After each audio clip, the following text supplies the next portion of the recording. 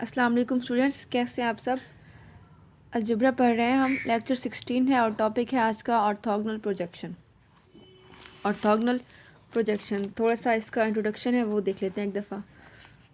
We are familiar with the representation of vector in R3 in term of the orthonormal basis I j k. If V belongs to R3, then we can write V is equal to V1I plus V2j plus V3k, where I, j and k are the spanning set for this vector space, and I, j, k are orthonormal bases.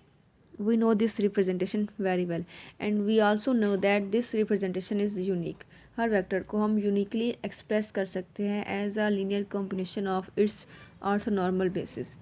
अच्छा, यहाँ पर जो नई बात है वो ये है कि हम इस वेक्टर को दो ऐसे वेक्टर्स में सब डिवाइड कर सकते हैं जो कि एक दूसरे के ऊपर परपेंडिकुलर होंगे।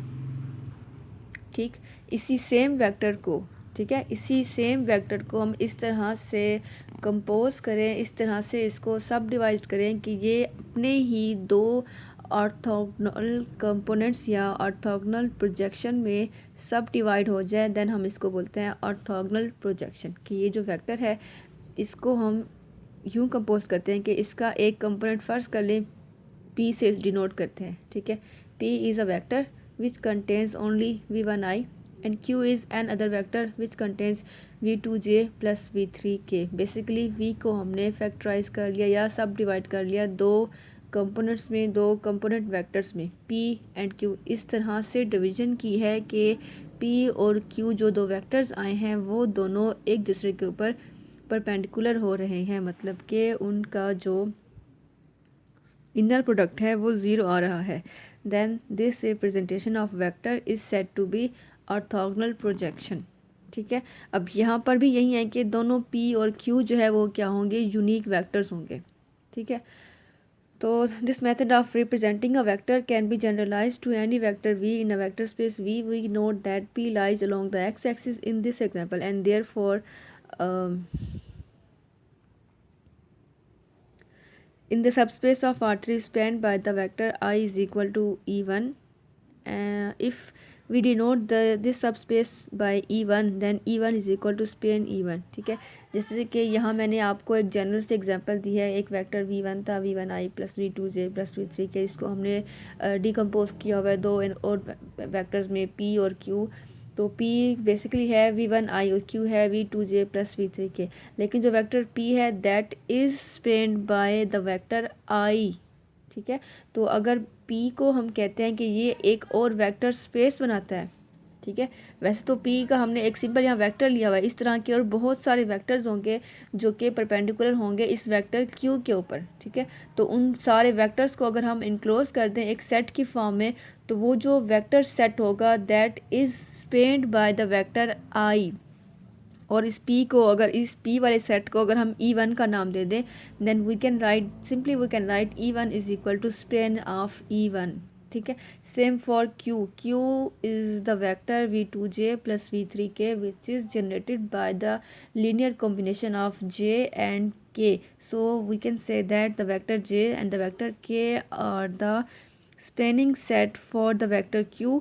और अगर Q को हम एज अ सेट, क्योंकि इस तरह के बहुत सारे वेक्टर्स होंगे, आप फर्स्ट करें V2 को मैं यहाँ पर 1 करती हूँ, V3 को -1 कर देती हूँ, तो ये J और -K ये एक वेक्टर हो जाएगा। ठीक है, इस तरह से V2 को 2 कह देती हूँ और V3 को 3, तो ये बन जाएगा 2J प्लस 3K। इसी तरह से -3J प्लस 4K, इस तरह से 1/2J प्लस 1/3। ये सारे के सारे जितने भी वेक्टर्स आएंगे डिपेंड करते हैं value on the V2 and V3।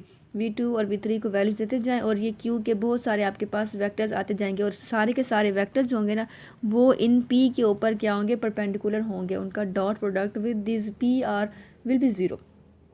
ठीक है, तो इट मीन्स कि सेट Q को भी, वेक्टर Q को भी हम एज अ सेट की फॉर्म राइट कर सकते हैं और जिसकी बेसिस क्या बनेगी, ये वेक्टर J और ये वेक्टर K। ठीक है, तो अगर हम इस Q को एक सेट की फॉर्म में राइट करें then this must be E2 is equal to span of E1 and E2 where E1 is equal to 0 1 0 ठीक है, J vector and D2 is equal to 0 0 1 जो कि के वेक्टर है। ठीक है, तो बेसिकली यहाँ पर कितने हुए हमारे पास 3 सेट्स हो गए। एक वेक्टर स्पेस V था, ठीक है, जिसका हमने एक सिंपल सा एक वेक्टर ले लिया और फिर क्या किया, हमने इसी वेक्टर का हमने एक और एग्जांपल ली और जिसका हमने एक सिंपल वेक्टर ले लिया और फिर उसी वेक्टर को हमने डीकम्पोज कर दिया दो और वेक्टर्स में। और फिर हमने कहा कि अगर इसको हम जनरलाइज कर दें डिफरेंट वेक्टर्स के लिए, बहुत सारे वेक्टर्स के लिए, तो फिर हम कहते हैं कि इन्हीं P और Q से, ये P और Q एक्चुअली ये सबसेट्स हैं और ये उन्हीं से ड्राइव्ड हैं। ठीक है, तो P और Q को हमने कहा कि ये किसी और सेट के कंपोनेंट्स हैं या फिर एलिमेंट्स हैं। ठीक है, तो यहाँ पर बेसिकली 3 सेट्स हो गए और ये जो 2 और सेट्स हैं उनको E1 और E2 कह सकते हैं। और यहाँ पर ये है कि चूँकि P डॉट Q 0 था, मतलब P और Q दोनों एक जगह पर ऑर्थोगोनल थे, तो सेम हेयर के जो इनके सेट्स बन रहे हैं E1 और E2, ये जो सेट E1 और E2 बना है इनके भी कंपोनेंट्स आपस में ऑर्थोगोनल ही होंगे। E1 में जितने भी सेट्स आ रहे हैं और E2 में जितने भी सेट्स आ रहे हैं वो दोनों सेट्स के जो कंपोनेंट्स हैं वो आपस में क्या है, ऑर्थोगोनल केसेस हैं। ठीक है, the result can now be loaded looked upon as the representation of a vector V in term of the vector P and Q where P is in space subspace E1 of R3 and Q जो है वो subspace E2 of R3 को belong करता है। ठीक है, तो चूँकि पढ़ चुके हैं, बता चुकी हूँ ऑलरेडी कि P डॉट Q 0 होगा, तो इसका मतलब ये है। ऐसा केस कब था, ऐसा केस तब था जब हमने लास्ट टाइम पढ़ा था ऑर्थोगोनल कॉम्प्लीमेंट्स। उसमें क्या था कि हमने कहा था कि अगर एक वेक्टर स्पेस V है और हमने उसका एक सबसेट H लिया हुआ है, उसका हमने एक सबस्पेस H लिया हुआ है और उस H सबस्पेस का जो ऑर्थोगोनल कॉम्प्लीमेंट था वो क्या था कि एक और सेट H परपेंडिकुलर एग्जिस्ट करना चाहिए, जो कि किस तरह से हो कि अगर आप डॉट लें H के कंपोनेंट्स का इसके कंपोनेंट्स के साथ तो वो 0 आएगा। तो हमने कहा था कि ये जो 2 सेट्स है ये क्या है, आपस में एक दूसरे के ऑर्थोगोनल कॉम्प्लीमेंट्स हैं। तो सेम यही काम यहाँ पर भी हो रहा है कि P डॉट Q 0 हो रहा है। P के हमने कहा कि P जो है वो ड्राइव्ड है फ्रॉम द सेट E1 और Q जो है वो ड्राइव्ड है फ्रॉम द सेट E2। तो इट मीन्स के E1 और E2 एक दूसरे के क्या है, ऑर्थोगोनल कॉम्प्लीमेंट हैं। क्यों, क्योंकि E1 डॉट E2 0 बन रहा है। ठीक हो गया, तो इट मीन्स के E1 एंड E2 और orthogonal complement of each other. तो या तो आप E1 को, आपकी मर्जी है, या तो आप E1 को इस तरह से डिनोट करें या फिर E2 को, ये फिर आप पे डिपेंड करता है। ठीक है, सो यहाँ हम कह सकते हैं कि जो वेक्टर P है that is called the orthogonal projection of vector V belongs to R3 on to the subspace E1 is equal to span by E1। ठीक है, and the vector Q is called the component of V orthogonal to E1। ठीक है, basically P और Q दोनों vector V के components हैं। ठीक है, P और Q दोनों वेक्टर V के कंपोनेंट्स हैं और दोनों जब उसके कंपोनेंट्स है, जाहिर सी बात है दोनों में फिर डिफरेंट ही बेसिस होंगी। और बेसिस का यही होता है ना कि डिफरेंट जब बेसिस को हम आपस में उनका जब उनका हम इनर प्रोडक्ट लेते हैं तो वो 0 आता है। ऐसा ही होगा, आप जो भी वेक्टर ले लें। ठीक है, मसलन मैं मिसाल के तौर पर मैं यहाँ पर लेती हूँ 1/2i प्लस 0j-3 के। मैं यहाँ कहती हूँ कि मेरा जो P है, फ़र्ज़ कर लेते हैं कि 1/2i प्लस 0j है और जो Q है वो इक्वल है -3 के। तो यहाँ पर भी ऐसा ही होगा कि P डॉट Q 0 ही होगा क्योंकि P में I और J है और Q में सिर्फ K है। अगर यहाँ पर कहीं पर भी बिलफर्ज अगर I हो जाता देन कंडीशन होती कि नॉन ज़ीरो हो जाए। ठीक है, I होता और उसका कोफिशिएंट 0 के अलावा कुछ और अगर आ जाए बिलफर्ज, तब पॉसिबल था कि इसका जो इनर प्रोडक्ट है वो 0 आ जाए। Since there are different basis in both these vectors, so लाजमी है कि इनका जो इनर प्रोडक्ट होगा वो 0 होगा। ठीक है, तो यही चीज़, इसको तो हम इजीली ड्राइव कर सकते हैं, लेकिन अगर आपको सिंपल कहा जाए कि किसी भी वेक्टर V को डीकम्पोज कर दें 2 कंपोनेंट्स में, इजीली हम कर सकते हैं। 2 कंपोनेंट्स में करने, बेशक साथ में कह भी दें कि P डॉट Q 0 हो जाए, इजीली डीकम्पोज कर सकते हैं। लेकिन मसला तब होगा जब हमें वो कहेंगे कि डीकम्पोज करें और इस तरह से करें कि जो एक वेक्टर P है वो किसी और सबस्पेस के ऊपर ऑर्थोगोनल हो, परपेंडिकुलर हो। ठीक है, मसला तब होगा जब हमें वो कहेंगे, हमें वो कंडीशन साथ में देंगे कि आप जो अपने V को डिकम्पोज जो कर रहे हो, तो डिकम्पोजिंग से जो आपके पास वेक्टर बन रहा है उसमें से कोई एक वेक्टर किसी और सबस्पेस के ऊपर किसी और सब स्पेस से बिलोंग करे, ठीक है, और वो जो सब स्पेस हो वो दूसरे कंपोनेंट के ऊपर परपेंडिकुलर हो, ठीक है। तब थोड़ा सा प्रॉब्लम होता है। बहरहाल इसके लिए भी कोई इतना बड़ा ये मसला नहीं है, इसके लिए भी हमारे पास सोल्यूशन है। पर डेफिनेशन देखें ज़रा। Let V belongs to V where V is an n dimensional inner product space and W a subspace of V if we write V is equal to P plus Q where P belongs to W and Q belongs to W complement then P is called orthogonal projection of V onto W, ठीक है। ये definition है। यहाँ पर थोड़ा सा उसका introduction था पहले, अब थोड़ी सी ये डेफिनेशन है। नेक्स्ट एक थ्योरम है। थ्योरम क्या कहता है कि यही जो सारी कहानी ऊपर वाली को जो है उसी को रिवाइज करने के बाद थ्योरम ये कहता है कि जो हमारे जो कंपोनेंट्स पी और क्यू हैं वो बेसिकली यूनिक है। मतलब कि आपने जो एक स्पेसिफिक वेक्टर वी लिया हुआ है उसके जो कंपोनेंट्स पी और क्यू बनेंगे वो यूनिक होंगे, ठीक है। सिमिलरली V1 के कंपोनेंट्स जैसे यूनिक है तो V2 के भी यूनिक होंगे, V3 के भी यूनिक। यानी कि किसी वेक्टर को एक वेक्टर V है और उसके दो फैक्टर्स बन गए। जैसे हमारे मैथमेटिक्स में होता है ना कि जब हम फैक्टर्स फाइंड करते हैं कि हम कहते हैं कि 12 है और इसके 4 और 3 फैक्टर्स हैं, 6 और 2 फैक्टर्स हैं। अगर एडिशन के ले लें तो 12 है, 6 प्लस 6 भी इसके कंपोनेंट्स हैं, 7 प्लस 5 भी इसके कंपोनेंट्स हैं, 11 प्लस 1 भी इसके कंपोनेंट्स हैं। तो ये चीज़ इसमें ऑर्थोगोनल प्रोजेक्शन में ये चीज़ अलाउ नहीं है कि जब हम ऑर्थोगोनल प्रोजेक्शन में डिकम्पोजिंग करते हैं देन जो उनके कंपोनेंट्स होंगे वो हर हाल में यूनिक होंगे। अगर कंपोनेंट्स यूनिक नहीं हैं देन वो जो कंडीशन थी कि पी डॉट क्यू ज़ीरो हो वो फुलफ़िल नहीं होगी। अगर ये कंपोनेंट्स यूनिक नहीं है देन ये कंडीशन फुलफ़िल नहीं होगी।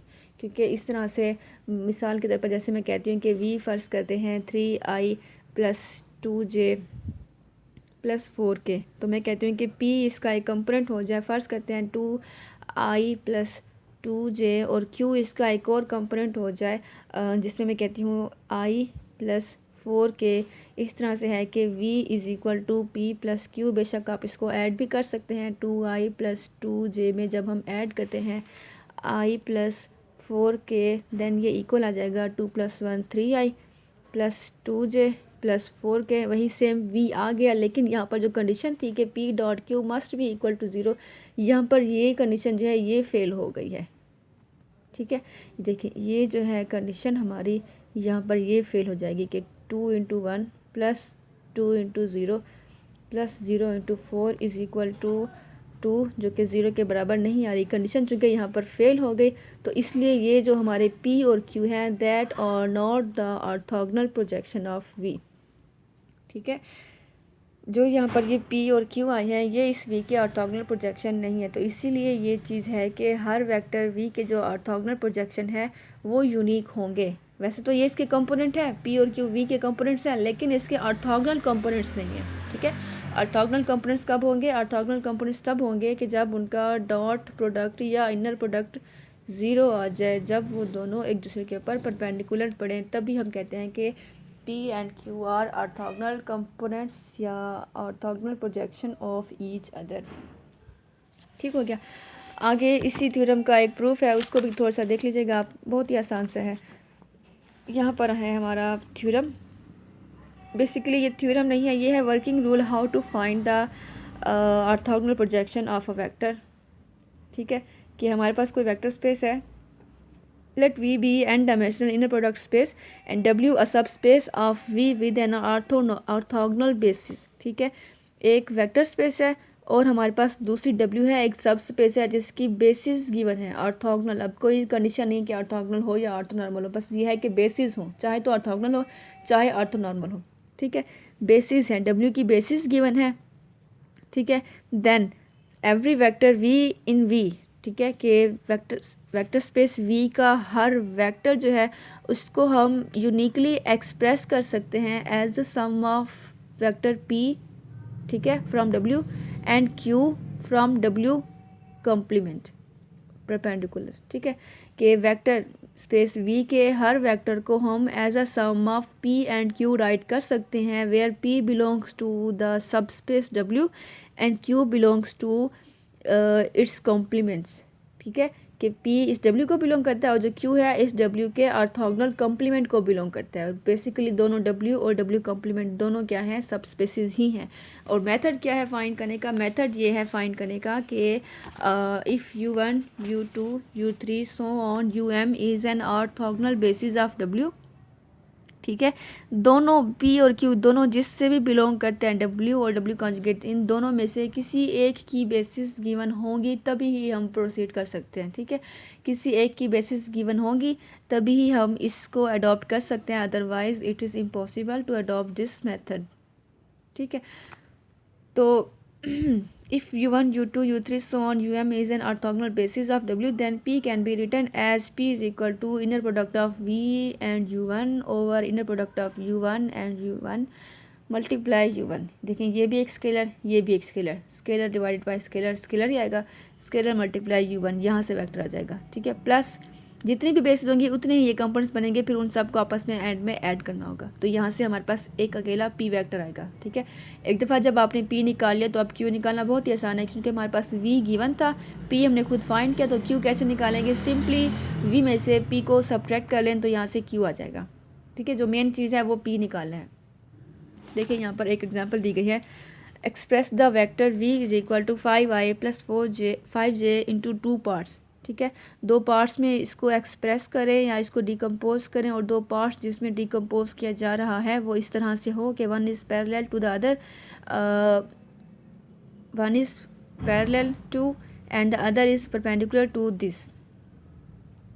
क्या कह रहा है कि इस V को डिकम्पोज करें 2 पार्ट्स में, जो 2 पार्ट्स आ रहे हैं P और Q वो इस तरह से हो कि P और Q जो 2 पार्ट्स हैं वो उनमें से एक जो है वो इस वेक्टर, ये जो वेक्टर है इसको आप नाम दे दो U का। ठीक है, जो इनमें से जो एक वेक्टर है वो इस U के ऊपर पैरेलल हो और जो दूसरा है वो इसके ऊपर परपेंडिकुलर हो।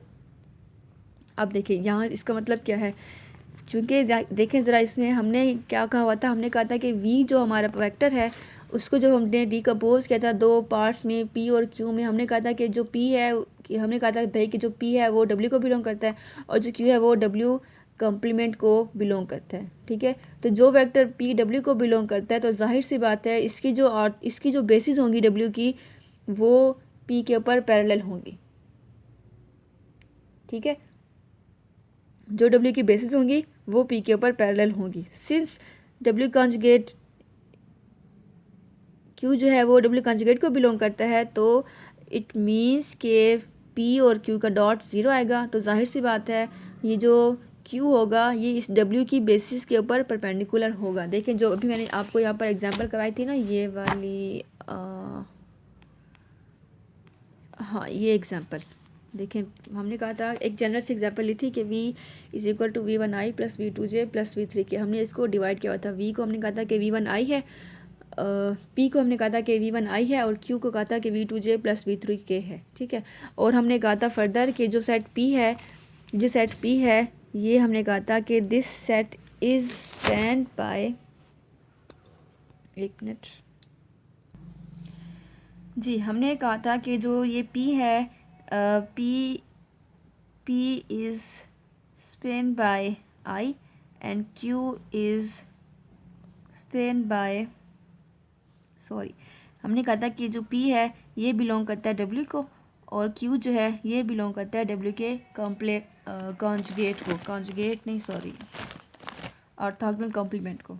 ठीक है, तो अगर P बिलोंग करता है W को तो इट मीन्स कि जो W के जो एलिमेंट्स हैं that are span by the vector I, and अगर Q बिलोंग करता है W कॉन्जुगेट को तो इट मीन्स कि Q is span by J and K। तो जब P W को बिलोंग करता है तो इसका मतलब ये होगा कि जो P है वो W की बेसिस के साथ के ऊपर पैरेलल होगा। जितनी भी अब इसमें बेसिस होंगी, 2 हैं, 3 हैं, 4 हैं या 1 है। ठीक है, सिमिलरली जो Q है वो भी अपनी बेसिस के ऊपर, ठीक है, अपने सेट की बेसिस के ऊपर, बेसिस ऑफ W कॉम्प्लीमेंट। ठीक है, P अपनी बेसिस के ऊपर पैरेलल है, Q अपनी बेसिस के ऊपर पैरेलल, लेकिन लेकिन ये मसला ये है कि चूँकि दोनों एक दूसरे के इन्वर्सेस को बिलोंग कर रहे हैं, तो इट मीन्स कि इनका जो आपस में जो रिलेशन है वो क्या है, आपस में ये दोनों एक जगह पर परपेंडिकुलर हो रही हैं। वहीं तो कंडीशन सवाल में जो थी, सवाल में यही कहा गया था कि वी को आप इस तरह से डिकम्पोज करें कि जो इसके दो पार्ट्स बन रहे हैं वो दोनों पार्ट्स जो हैं उनमें से एक पार्ट जो है इस बेस के ऊपर पैरेलल हो और जो दूसरा है इसके ऊपर परपेंडिकुलर हो। तो अगर इस W की जो बेस बन रही है, अगर मैं उसको E1 कह देती हूँ, तो जो ये P है वो E1 के ऊपर क्या है, पैरेलल होगा। ठीक है, P पैरेलल होगा E1 के ऊपर। और जो Q है, Q वो क्या होगा E1 के ऊपर परपेंडिकुलर। क्यों? क्योंकि ये Q जो है W कॉन्जुगेट को बिलोंग कर रहा है। ठीक है, Q बिलोंग कर रहा है W कॉन्जुगेट को, सॉरी कॉम्प्लीमेंट, Q बिलोंग कर रहा है कॉम्प्लीमेंट ऑफ W को। तो जो इसके जो वेक्टर्स होंगे उनका जो डॉट होगा इनके साथ वो ज़ीरो होगा। लाजमी है कि इसके वेक्टर इसके ऊपर परपेंडिकुलर हो। तो चूंकि ये जो E1 है ये बिलोंग कर रहा है W को, तो लाजमी है कि जो Q है वो इनके ऊपर परपेंडिकुलर होगा। ठीक है, यहाँ पर उन्होंने डायरेक्ट नहीं कहा कि फाइंड द ऑर्थोगोनल प्रोजेक्शन, यहाँ पर उन्होंने बात को घुमा के कहा हुआ है कि इसको दो हिस्सों में डिवाइड करें, इस तरह से करें कि एक पार्ट इसके ऊपर पैरेलल हो और दूसरा पार्ट इसके ऊपर परपेंडिकुलर हो। ठीक है, मांग वही चीज़ रहा है ऑर्थोगोनल प्रोजेक्शन, लेकिन बात को डायरेक्ट नहीं की बल्कि उसने इनडायरेक्ट की है, घुमा फिरा के कह रहा है बात को। ठीक है, तो देखिए इसका सोल्यूशन फर्स्ट, अब जैसे कि मैंने कहा था कि आप इसको ये जो बेस है W की जो बेस है इसको आप कोई नाम दे दें। ठीक है, जैसे इसने U1 का हुआ है, U1 is equal to 4/5i plus 3/5j, since W is equal to span of U1। ठीक है, इट मीन्स के U1 जो है ये W की क्या है, बेस है। Using the projection theorem, just find P, which is equal to inner product of V and U over inner product of U1 and U1 multiply U1. V, U1 both are given. Just find the inner product of U1 and U1, which is 1, and also find the inner product of V and U1, which is 7. Now substitute these values into the formula. P is equal to 7/1 multiply U1. U1 is also given. ठीक है, ये value है U1 की, यहाँ put करें, multiply करें, P आ गया। जब एक दफ़ा P आ गया तो Q निकालना बहुत ही आसान है। सिंपली क्या करना है, V में से P को सबट्रैक्ट करना है, क्योंकि हमने कहा था कि V जो है वो बराबर है P प्लस Q के, तो Q will be equal to V minus P। Simply यहाँ पर वैल्यूज पुट कर दें, V की और P की, ये हमारा क्या है, इसको हल करेंगे और ये Q आ जाएगा। आप चाहें तो एंड में इसको वेरीफाई भी कर सकते हैं कि P और U का जब डॉट प्रोडक्ट लेंगे, सॉरी डॉट नहीं, क्योंकि ये दोनों आपस में पैरेलल हैं, तो यहाँ पर क्रॉस प्रोडक्ट लेंगे तो वो ज़ीरो आएगा। ठीक है, और Q और U जो है वो आपस में क्या है, परपेंडिकुलर है। तो जब इनका आप डॉट प्रोडक्ट ले लेंगे, P नहीं सॉरी Q, ठीक है, तो वो ज़ीरो आएगा। ठीक है, ये वेरिफिकेशन के लिए आप चाहें तो इसको वेरीफाई भी कर सकते हैं। सेकंड क्वेश्चन देख लिया। अब यहाँ पर उसने डायरेक्ट वही चीज़ मांगी है, यहाँ पर डायरेक्ट कह रहा है कि find using the projection theorem express V into P plus Q where P belongs to W, W is equal to span of U1 and U2। ठीक है, where U1 and U2 are given and Q must belongs to W conjugate complement. V भी given है, U1 U2 भी given है, U1 U2 को follow करें और P निकालें। ठीक है, P कैसे आएगा, P is equal to V dot U1 over U1 dot U1 multiply U1 plus V dot U2 over U2 dot U2 multiply U2। Main काम यहाँ पर क्या होगा, पहले आपको क्या करना होगा, U1 डॉट U1 निकालना है, U2 डॉट U2 निकालना है, V डॉट U1 निकालना है और V डॉट U2। ये चार निकालने के बाद इन चारों की वैल्यूज़ को सब्स्टिट्यूट कर दें इसमें और इसको सिंपली हल कर दें। ठीक है, ये P आ गया। एक दफ़ा P निकाले तो Q आराम से निकल जाएगा। ये कुछ हाँ, एक दफ़ा P निकाले तो Q जो है वो आराम से आ जाएगा V माइनस P करने के बाद। ठीक हो गया। अब यहाँ पर भी सेम ऐसा ही होगा कि जो Q है ये जो है हमारा परपेंडिकुलर होगा U1 के ऊपर भी और U2 के ऊपर भी। ठीक है, और सेम जो P है that is parallel on U1 and on U2। और P और Q का जो आपस में सेल्फ जो रिलेशन है वो क्या है, P is perpendicular on Q। चाहें तो आप इसको वेरीफाई भी कर सकते हैं इन 5 स्टेटमेंट्स को। नेक्स्ट कुछ एक्सरसाइज में कुछ क्वेश्चंस हैं बहुत ही आसान सी सेम रिपीटेड प्रोसीजर है, बार बार रिवाइज हो रहा है। हर एक में यही कहेगा कि express this vector using the projection theorem as sum of a vector in subspace W and W complement V is given, also V1 and V2 are also given. ठीक है, सिंपली क्या करेंगे, इसी फॉर्मूले को यूज़ करें और इसके कंपोनेंट P पहले आएगा, फिर जब एक दफ़ा P आ गया देन इसको फॉलो करें और Q निकालें। ठीक है, ये देखें, ये यहाँ पर कुछ क्वेश्चन दिए गए हैं। क्वेश्चन नंबर 2, 3, 4, 5 हर एक में सेम है। फिर 6 में स्टेटमेंट कुछ चेंज हो रही है कि calculate the projection of the vector V on to the plane span by the vectors V1 and V2। वही चीज़, वही बात ही कह रहा है कि वेक्टर V को डिकम्पोज करें इन दोनों की प्लेन में। मतलब कि जो P है, P that is span by W and W की जो बेसिस है वो क्या है, ये दोनों। एक दफ़ा P आ जाएगा तो फिर Q निकालना बहुत ही आसान है। यहाँ पर calculate the projection of the vector on to the plane, same statement, हर एक में बस प्रोजेक्शन थ्योरम ही यूज़ करना है। देखें क्वेश्चन नंबर 9। अगर आपके आंसर्स, मैं अगेन कहूँगी कि अगर आपके आंसर्स मैच नहीं करते देन डोंट वरी, बस आप प्रैक्टिस करें। प्रैक्टिस ही सबसे ज़्यादा जो है इसमें कंसीडर करने वाली चीज़ है। ठीक है, क्वेश्चन इसके कीजिएगा। यहाँ पर चैप्टर हो गया मुकम्मल। इंशाल्लाह नेक्स्ट हम नए चैप्टर स्टार्ट करेंगे अगले लेक्चर में। यहाँ तक अगर कोई मसला हो तो फिर मुझसे कॉन्टेक्ट कीजिएगा। ओके, अल्लाह हाफिज़।